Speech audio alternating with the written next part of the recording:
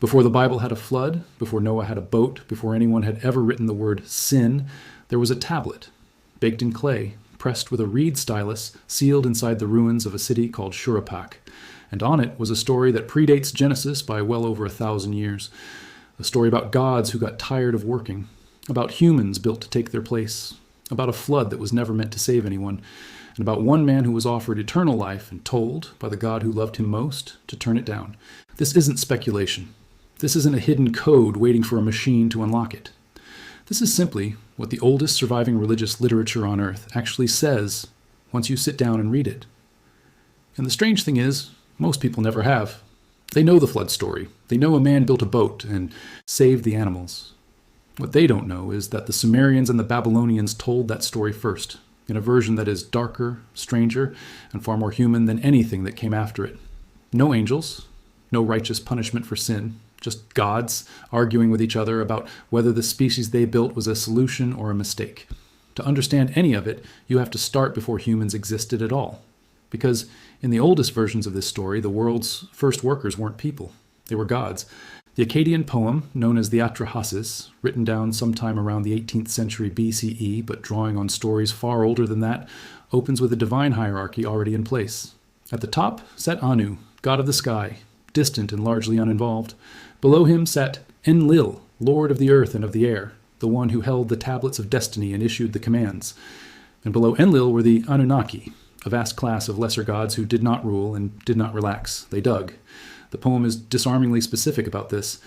The Anunnaki were assigned the labor of digging the Tigris and the Euphrates, hauling the silt, carving canals through the earth by hand for what the text says was 40 years. Not a metaphorical 40 years.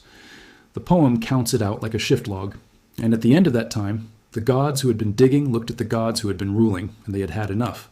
They set their tools on fire. They surrounded the house of Enlil at night. This was not a prayer, it was a siege. Enlil's own vizier woke him and told him his house was under attack, and Enlil, lord of the earth, was afraid. He called the council of the gods together to figure out who was behind it, and the Anunnaki didn't hide. They said it themselves. The labor was too heavy, the work was killing them, and they wanted it to end. This is the detail that tends to surprise people most because it flips the entire premise of the flood story before the flood has even happened. In this version, humans are not created because the gods loved the idea of company or wanted worshippers or needed something to rule over out of vanity. Humans are created because the gods went on strike, and the only solution anyone could think of was to build something to replace them. The god who solves the crisis is Enki, sometimes called Ea in the Akkadian texts, god of wisdom, fresh water, and craft. He proposes a workaround. Take one god, a minor one, someone the text names Geshtue, meaning something like ear or wisdom, and kill him. Take his flesh and his blood and mix it with clay. Have the mother goddess, called Nintu or Mami, depending on the version, knead that mixture and shape it into figures. Let 14 wombs bring forth 7 pairs, and let those be the first humans. The dead god's intelligence, the text says, would pass into what was made, so that the new beings would have enough awareness to understand instruction. But the god's flesh and blood, mixed with earth, would also carry something else forward. A memory, ritualized. Ever after. The poem notes that, afterward, a drum was beaten at certain ceremonies specifically to commemorate the spirit of the slain god living on inside humanity. People, in this telling, are not simply modeled after the divine. They are built from a murdered god's body, mixed into dirt, and given just enough of his mind to carry a hoe. It's worth sitting with how deliberately unromantic this is.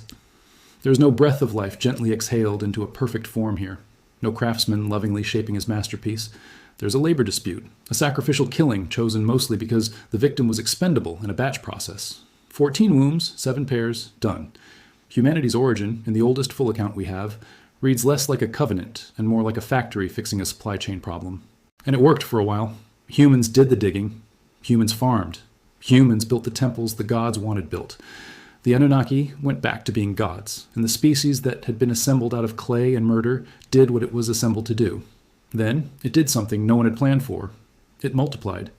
The Atrahasis is blunt about what happened next, and this is where the story becomes something closer to a horror script than a creation myth. The text says, the land became too full of people. Their combined noise, and the word used really does mean noise, kept the god Enlil from sleeping. That's the stated reason. Not moral corruption, not violence, not a vague sense that humanity had gone astray. Enlil couldn't sleep because there were too many people making too much sound, and he decided the population needed to be reduced. His first move was plague. He sent the god Namtar to spread disease across the earth and cut the numbers down. And here, the pattern that repeats for the rest of the story locks into place for the first time. Enki, the god who had engineered humanity in the first place, intervenes on their behalf. He doesn't fight Enlil directly. Instead, he works through a human intermediary, a man the text names Atrahasis, meaning roughly exceedingly wise. Enki instructs Atrahasis to organize the people, stop worshipping every god indiscriminately, and focus all offerings and devotion on the one god actually responsible for the plague, shaming him into lifting it. It works. The plague ends. Enlil tries again. This time it's drought. He orders the rains withheld and the storm god Arid to hold back his floods so that the fields dry up and the harvests fail.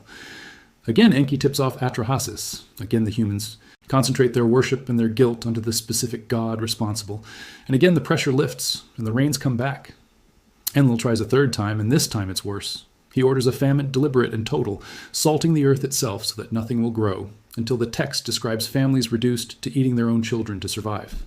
It is one of the bleakest passages in the surviving tablets, and it is stated as plainly as everything else. And once more, Enki intervenes, and once more, humanity survives the god of the earth's attempt to thin them out. By this point, Enlil is not just frustrated. He is furious that his own brother keeps undermining him, and he calls the assembly of the gods together and makes the case that piecemeal solutions have failed, and that only a complete and total flood, one that leaves nothing alive, will finally solve the problem the gods created for themselves. The assembly agrees. Every god present swears an oath of secrecy. No warning is to reach any human being on pain of the god's anger. Enki does not break the oath, not technically. What he does instead is speak to a reed wall. This is one of the strangest and most quietly brilliant moments in the entire text, and it survives in more than one version because ancient audiences clearly loved it. Enki, bound by his oath not to warn Atrahasis directly, goes to the reed fence of Atrahasis' own house and speaks his warning out loud to the wall itself, knowing perfectly well that Atrahasis is asleep on the other side of it and will hear every word. He tells the wall a flood is coming, that the man should abandon his house and build a boat sealed with pitch, stocked with food, and take aboard his family and representatives of every living creature. Enki keeps his oath to the gods and saves humanity in the same breath, using nothing but the technicality of who exactly he was talking to. The flood that follows is described with genuine terror in the text. It rages for 7 days and 7 nights. The tablets describe the storm as so violent that even the gods themselves were frightened by what they had unleashed. That Ishtar, goddess of love and war, wept at the destruction she was witnessing, and that the gods, watching the devastation from above, crouched together like dogs outside the assembly, horrified at what they had done to a world they had also built. Atrahasis and his boat survive.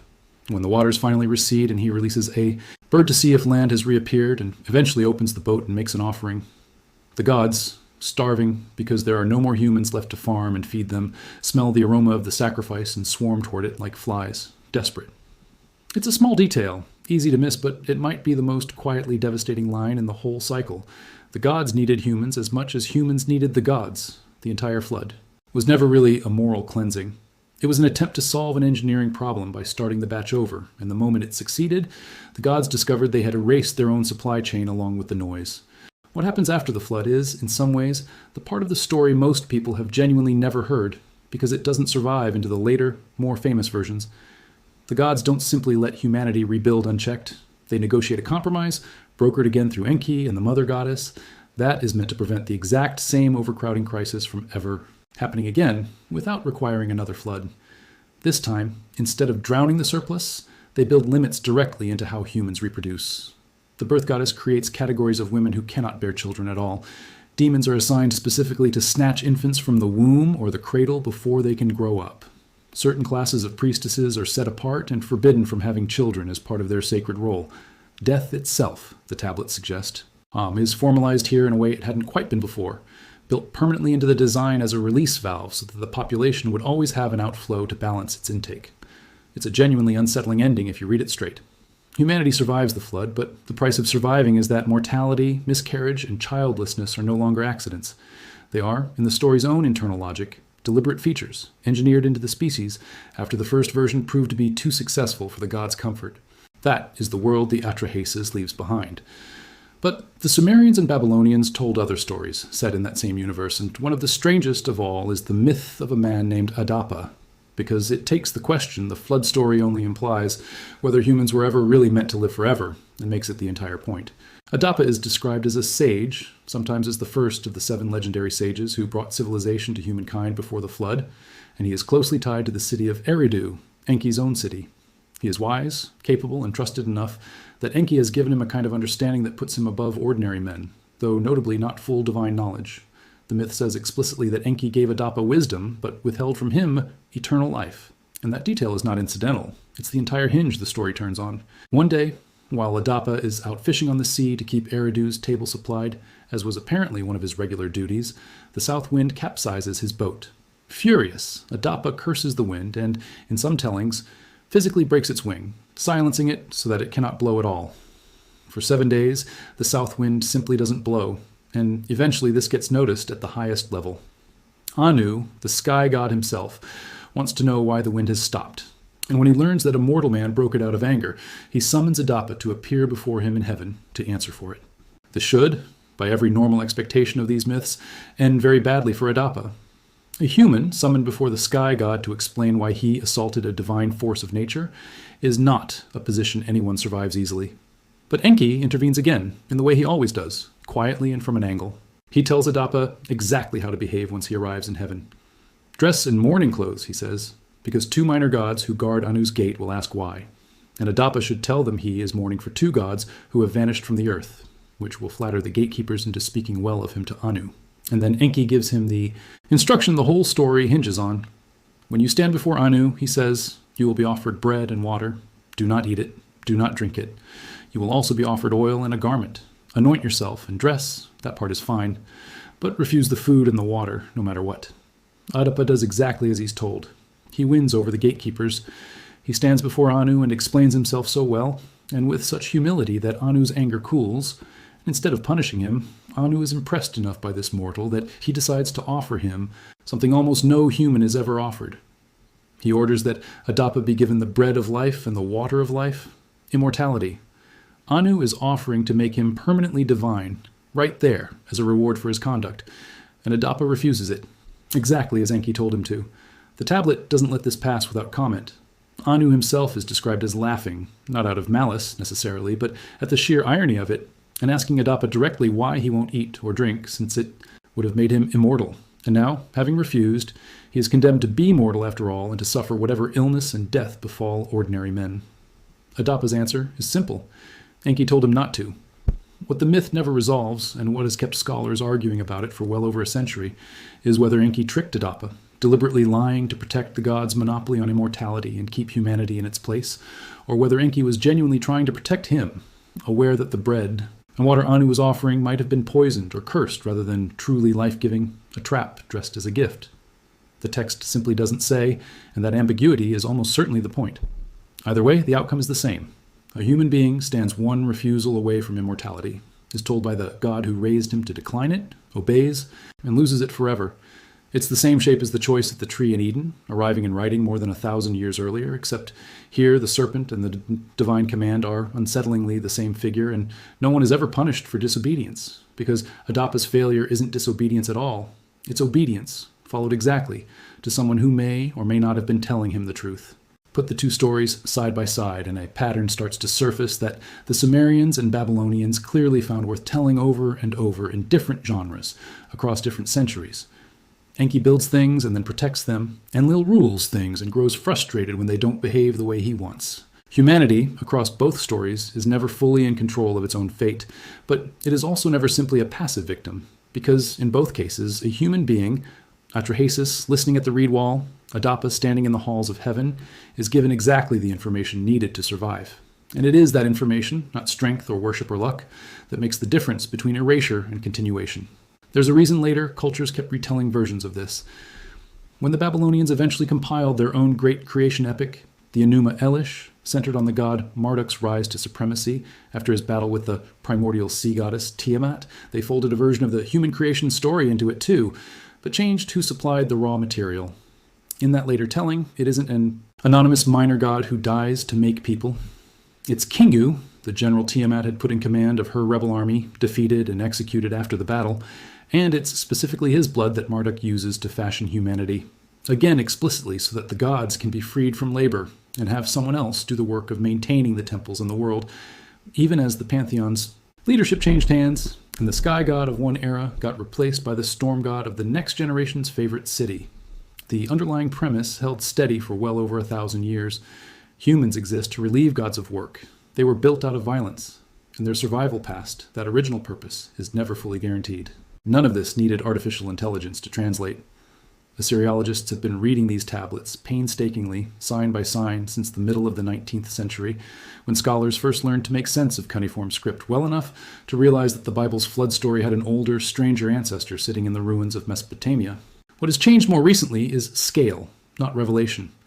Modern digital projects have begun using pattern recognition tools to help identify duplicate tablet fragments scattered across different museum collections, some in London, some in Berlin, some in Baghdad, and to propose how broken pieces of the same original tablet might fit back together, the same way you'd assemble a jigsaw puzzle by matching torn edges, rather than by reading a hidden message inside it.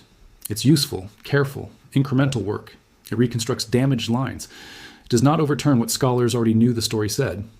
The Atrahasis and the Adapa myth aren't secrets that just got cracked open. They're texts that have sat translated, published, and taught in university courses for generations, simply waiting for more people outside those departments to actually read them. And maybe that's the part worth sitting with longest. Not that there's a hidden layer beneath the myth, but that the plain surface of it was always this unsettling to begin with. A humanity built from a murdered god's blood to end a labor strike. A population multiplying past what its creators could tolerate. And a flood engineered not as judgment, but as a reset. A wise man standing at the threshold of forever and turning back because someone he trusted told him to. These aren't fragments waiting for a machine to reveal their true meaning. They're stories a civilization told itself, in the plainest language it had, about being made for a purpose, discovering that purpose could run out and surviving anyway, sometimes despite the gods and sometimes only because of them. The tablets don't need decoding to be disturbing. You just have to read what they actually say.